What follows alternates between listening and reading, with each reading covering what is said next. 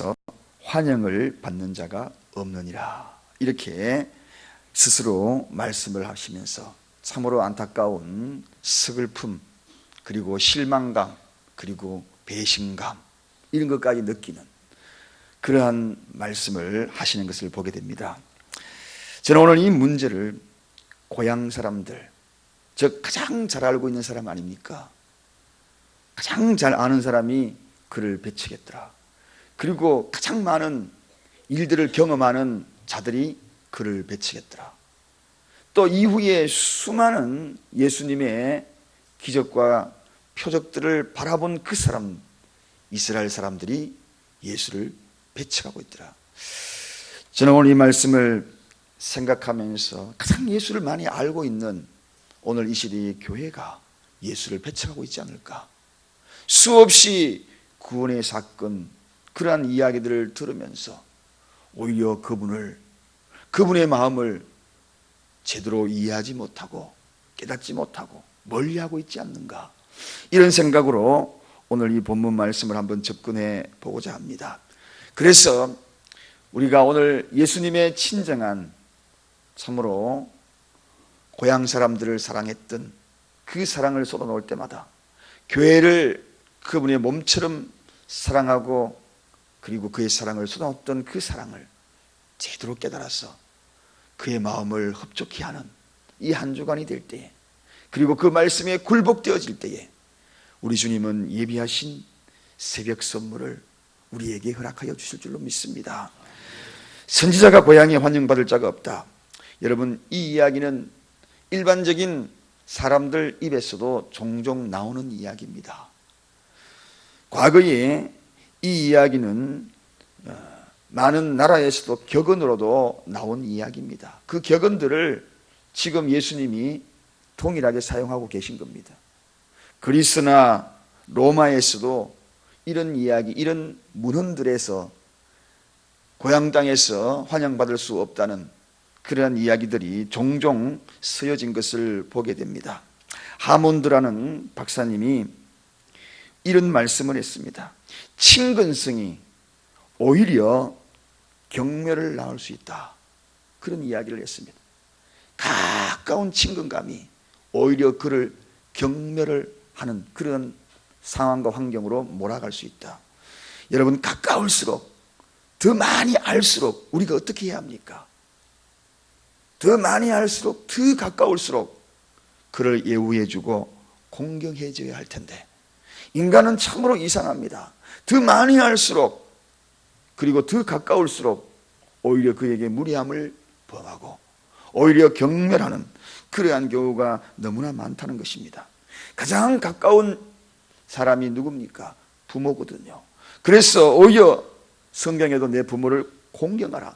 우리는 태어날 때부터 공경해야 될 대상임에도 불구하고 오죽하면 하나님이 공경하라고 그렇게 이야기했을까요? 가까울수록 공경심이 사라진다는 것입니다. 그러므로 공경하라. 여러분, 언젠가도 수없이 말씀을 드렸습니다만 우리 사랑교회에서 가장 가까운 사람이 누굽니까? 우리 교우들, 목장, 여기에서 일어나는 모든 일들 가까울수록 공경해야 합니다. 가까울수록 더 예절을 지켜야 합니다. 오히려 가까울수록 무리해서는 아니 되는 것입니다. 여러분, 성도 사이도 마찬가지지만 부부 사이도 마찬가지. 가까울수록 예의 범절을 지켜야 되고, 그래야지 그 관계가 더 깊어지고, 주님이 오늘 이 교회와 예수님 관계가 어떻습니까? 얼마나 가깝습니까? 고향에서 30살까지 함께 자랐던 그들, 얼마나 가까운 자들입니까? 그리고 이스라엘이라는 자기 육신의 조국을 위해서 얼마나 많은 예수님이 일들을 하셨습니까? 그런데 그에게 남았던 것이 무엇입니까? 오히려 배척하고 오히려 십자가에 매달았던 거 아닙니까? 여러분, 말씀이 우리에게 임할 때 얼마나 많은 말씀을 들었습니까? 그렇다면 우리가 이 말씀을 가까운 만큼 더 친밀감을 가진다면 우리가 그 말씀에 굴복되어지는 것이 당연한 거 아닙니까? 그런데 오히려 말씀을 업신여기더라는 것입니다. 하나님의 말씀을 오히려 배척하더라는 것입니다. 교회만큼 하나님의 말씀을 많이 듣고 주님과 가까운 곳이 어디 있습니까? 그런데 오히려 그 가까움이 더 쉽게 여기고 그렇지는 않는가? 주님의 사랑이 머물러 있는 그 장소는 바로 우리가 사랑을 쏟아야 될 그 장소입니다. 주님이 사랑하는 그 사람은 바로 우리가 사랑해야 될 그 사람입니다. 어느 날 베드로가 로마의 그 핍박과 압제를 떠나서 어둠이 어둑어둑 밀려올 때에 로마를 탈출하고 도망을 가고 있었어요. 그 유명한 생키치 비치의 쿠바디스 이야기지요. 한참 가다 보니 한 사람을 만나잖아요. 어둠 속에 보니까 누군지는 몰랐는데 가까이 서서히 다가오니 그 얼굴이 예수님인 겁니다. 그래서 깜짝 놀라서 주여 어디로 가십니까? 그렇게 이야기하는 것이 쿠바디스 도미네라고 그 예수님에게 말씀을 하죠. 그때 예수님이 뭐라고 얘기합니까? 네가 버린 저 로마를 향하여 내가 다시 간다. 그렇게 이야기합니다. 내가 그처럼 사랑하고 목숨 버려서 복음을 전했던 그 장소, 네가 버린 그 장소, 내가 다시 그곳으로 간다. 베드로의 이 이야기, 예수님의 이 이야기를 듣고 베드로는 심한 충격에 빠지지 않습니까? 왔던 발걸음 돌이켜서 다시 로마로 들어가서 그는 십자가에 거꾸로 매달려 죽는 대목이 나옵니다.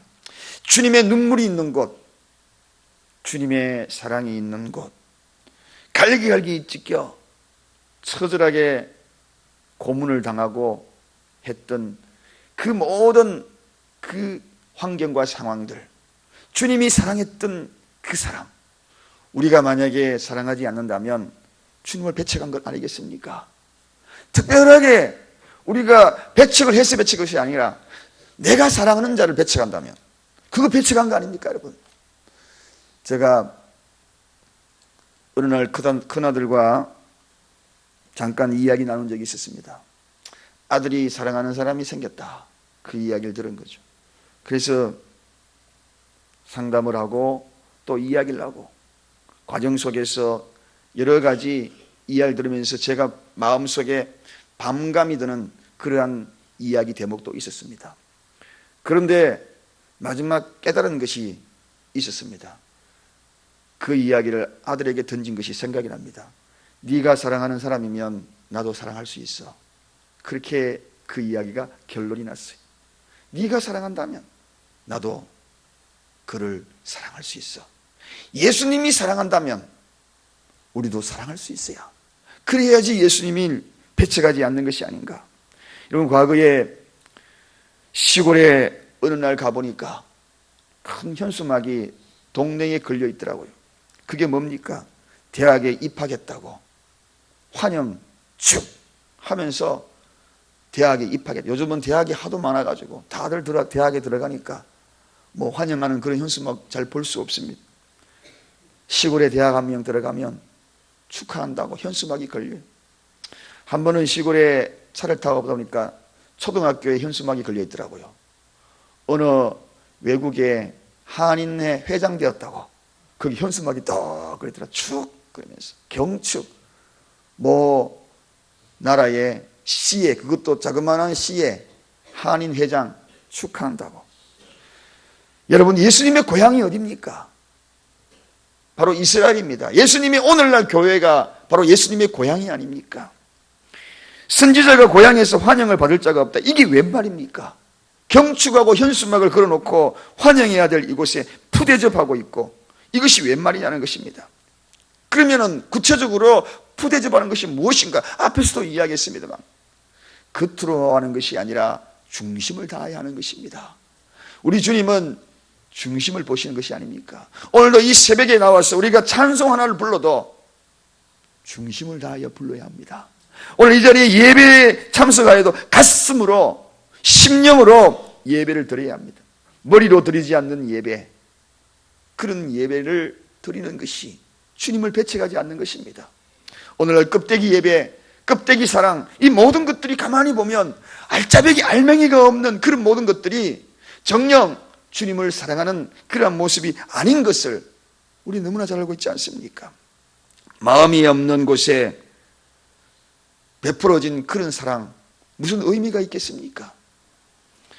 가슴으로 드리는 예배, 가슴으로 사랑하는 것, 그것이 바로 오늘날 이 교회가 해야 될 일이 아닌가. 여러분, 특별히 예수님이 이 유대 땅에는 지난 시간 말씀을 드렸습니다만 언약의 관계를 분명히 선포했습니다. 가장 메시아된 그 사건을 제일 선명하게 선포한 것이 바로 이 유대 땅입니다. 이스라엘 그 지역, 예수님이 머물렀던 그 지역 아닙니까? 오늘 교회를 통하여 가장 선명한 복음이 그분이 메시아인 것을 선포한 그런 장소가 바로 이 교회가 아닙니까? 그런데 교회가 주님을 배척하다니, 이것이 웬 말입니까? 말씀을 지켜야 될 교회가 그렇지 못하고 있다는 사실이 얼마나 슬픔의 시간이요 순간이겠습니까? 여러분, 봉사도 주님이 기뻐하는 중심으로 하셔야 합니다. 사랑도 마찬가지입니다. 헌신도 마찬가지입니다. 예배도 마찬가지입니다. 믿음 생활도 마찬가지입니다. 그것이 바로 주님을 배척하지 않는 것입니다. 주님을 기만하지 않는 것입니다. 예수님을 배척하지 않는 그런 마음들을 우리 속에 그런 모습으로 신앙생활을 하게 되면 결국은 주님을 배척하는 것이나 다를 바가 없는 거죠.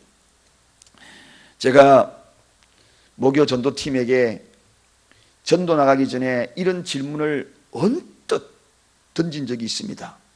전도할 갈 때에 둘둘 짝짝 지어 나가는데, 짝지어서 전도하러 전도지를 들고 다니면서 무슨 대화를 하시면서 전도지를 들고 가십니까? 그렇게 질문을 한 적이 있습니다. 그때에 한 분이 복음을 전할 대상들을 생각하면서 전도지를 들고 갑니다. 그 이야기를 듣고 마음속으로는 다행이다, 다행이다. 만약에 두 사람이 전도지를 들고 가면서 교회가 어떻고 어느 집사님이 어떻고 어느 권사님이 어떻고 하면서 흉보로 다니다가 저기 사람 오네 하면서 예수 믿으세요, 전도지를 줬다 생각하면 주님을 환영한 겁니까? 배척한 겁니까? 성경의 고린도전서 13장에 보니까 이런 이야기가 있더라고요. 내 몸을 불살라 준다 할지라도 사랑이 없으면 아무것도 아니다, 아무것도 아니다. 여러분, 중요한 문제입니다. 아주 중요한 문제. 여러분들은 이번 한 주간 동안에 특별히 이제 사랑의 프로포즈가 시작이 되었어요. 어떤 마음으로 복음을 전하실래요? 아니, 그동안에 우리는 전도하러 다니면서 어떤 대화를 하다가 전도지를 전해줬습니까? 정말 중요한 문제 아니겠습니까? 본질이 무엇인가 하는 것입니다. 거듭남이 없는 그 본질, 정말 복음은 전하면서도 아니 어쩌면 내 입술은 예수를 거부하고 있고 부정하고 있는 상태가 아니었는가? 봉사하면서도 여러분 무슨 이야기를 하시면서 봉사하시나요? 그룹으로 모여서 봉사하시면서 정말 중요한 문제죠. 그 속에서 일어나는 그 대화들, 그러면서 쌀 씻고 반찬하고, 그래서 우리 부엌에는 특별히 붙여놨잖아요. 남을 험담하고 요리하면 독이 된다고, 독이 된다고. 오히려 교회 내에서 이런 일들이 얼마나 많은 예수를 배척하는 일들이 일어나고 있는지 상상도 할 수 없습니다. 교회가 예수를 배척하다. 오늘 가장 잘 알고 있는 저와 여러분들이 행여나 그러고 있지는 않는가? 그러고 있지는 않는가? 여러분, 오늘도 주님은 중심을 바라보고 있는 것이거든요. 어쩌면 그런 모습들이 오히려 바리새인의 모습이 될 수 있다는 것입니다. 다행히 그 권사님이 그렇게 이야기해 줘서 제 마음이 굉장히 편했습니다. 우리 교회는 그런 교회가 아니구나 하는 생각이 들어갔어요. 전도하러 가면서 봉사하면서 헌신하면서 정말 복음을 위하여 마음속으로 조마조마한 마음으로 이 복음의 편지를 한 장 받아드는 그 사람이 예수를 영접해달라는 그런 갈증을 느끼고 가는가? 아니면은 무슨 이야기를 하면서 오고 갈까? 여러분, 질그릇은 보화를 담으면 그 질그릇도 가치 있게 느껴지는 것이 성경의 이야기입니다. 그러나 인간은 질그릇이 천하면, 그리고 그 속에 담겨있는 보화조차도 천하게 바라보는 것이 인간의 속성입니다. 진짜 교회는 질그릇처럼 있는 이 교회도, 이 외부적인 것도 그 속에 보화가 담겨 있을 때에 그 가치가 더욱 빛나는 것입니다. 여러분, 그래서 교회는 두 개의 교회가 있다고 그랬습니다. 무형의 교회와 유형의 교회가 있다고 그랬습니다. 유형의 교회는 이 건물이에요. 이 건물도 오늘날 이 시대에는 굉장히 중요한 역할을 감당하는 것은 틀림이 없습니다. 외부적으로 건물이 없는 곳에서 노래하고 찬양하면 시끄럽고 소음이 된다고, 방해가 되기 때문에. 그래서 이 건물이 중요합니다. 그러나 우리가 교육관을 짓고 아무리 어떤 화려한 건물을 짓는다 할지라도 주님이 교회를 평가하는 것은 건물이 아니라 무형의 교회입니다. 사람이라는 것입니다. 예수 이름으로 모이는 그 무리를 보시면서, 그 무형의 교회를 보시면서 주님이 평가한다는 사실을 분명히 알아야 합니다. 오늘날 교회를 멋지고 화려하게 지은 교회들 너무나 많습니다. 가끔씩 우리 교회를 방문하시는 분들이 사랑교회 너무 이쁘네요, 그런 이야기 들으면 저는 그 마음속에 또 뜨끔뜨끔함이 있습니다. 우리 마음도 이뻐야 하는데, 교회만 이쁘면 뭐하냐, 마음이 이뻐야지. 그런 생각이 들어가면서 섬찟할 때가 있습니다. 여러분들이 만약에 우리 교회가 이쁘다 그러면, 그래, 내 마음도 이쁘게 가져야지. 교육관이 이제 아름답게 건축이 되면, 교육관이 아름답고 좋네요, 그런 이야기를 들을 때마다, 그래, 내 마음이 아름답고 그리고 이쁜 마음을 가져야지. 오늘 교회가 배척하는 거, 예수를 배척하는 딴 게 아닙니다. 말씀에 굴복하는 것은 말씀을 지키라는 것, 사랑이 있으라 사랑이 있게 만드는 것이고, 믿음이 있으라 믿음이 있게 만드는 것, 그게 교회지 않겠습니까? 여러분, 동의하십니까? 동의하시면 우리 아멘 한번 해보십시다. 오늘 본문에 보시면은 중요한 문제가 나타납니다. 오늘 보니까 엘리야가 그중 한 사람에게 보내심을 받았는데 어디로 가느냐?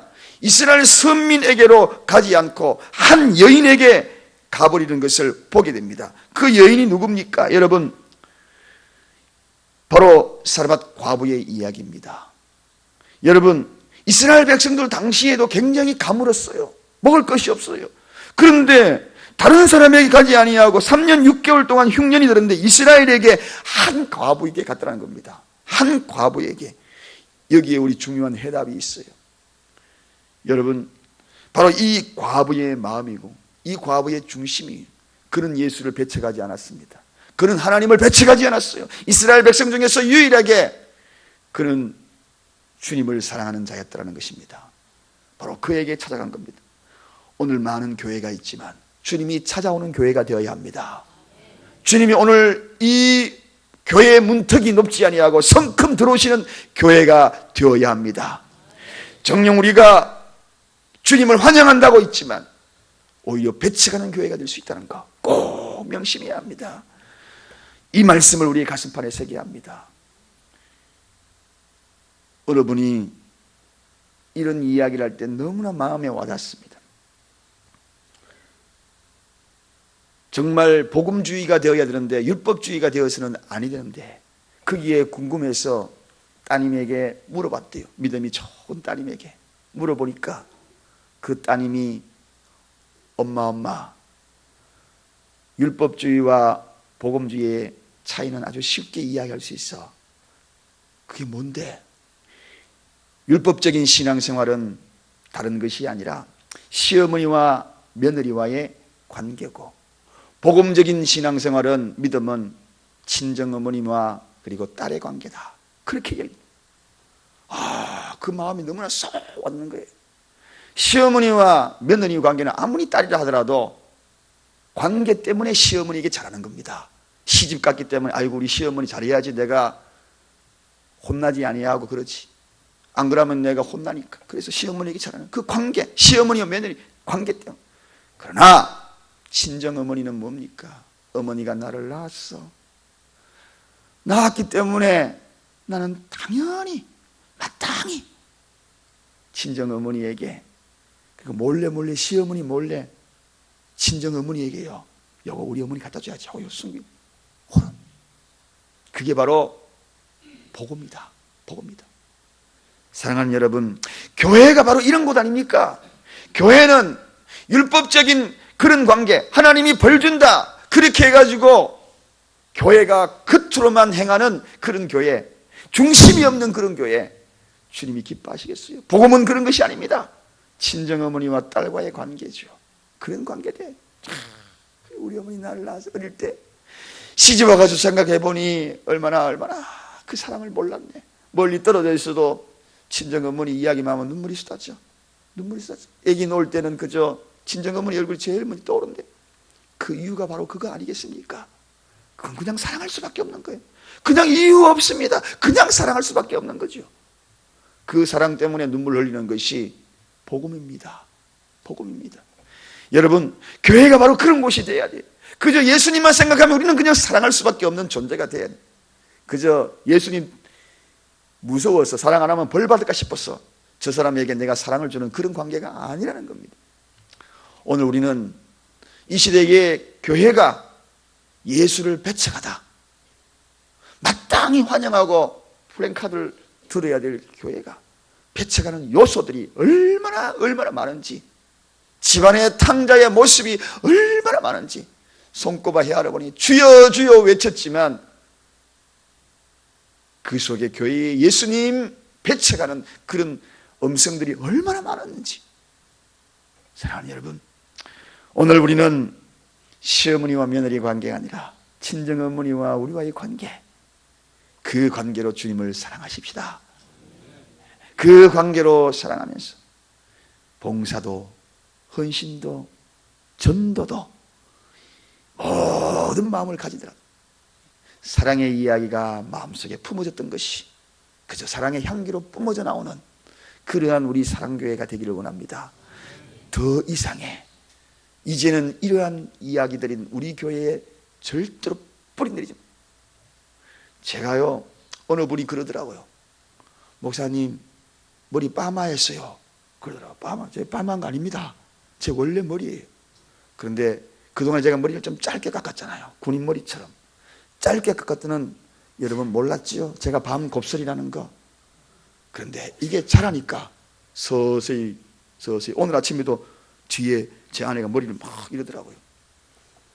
처음에는 몰라요. 죄도 몰라요. 자라면은 압니다. 자라면 알아요. 여기 곱슬이라는 거 알아요. 섞여 있을 때는 몰라요. 주님 오시면 다 살아있어요. 추수할 때 되면 압니다. 지금은 교회의 모습의 이 본질을 잘 몰라요. 곳곳에 교회의 십자가 몰라요. 그러나 주님 오시면 확연히 드러납니다. 사랑교회 34년 되었습니다. 자라났는데 어떤 모습으로 자라났을까요? 우리는 이 모습을 늘 생각해야 합니다. 교회의 연륜을 자랑할 것이 아니라, 내 신앙생활의 연륜이 자랑할 것이 아니라, 곱슬인지 반곱슬인지 직무인지 나를 돌아보는 시간이 되기를 원합니다. 기도하겠습니다.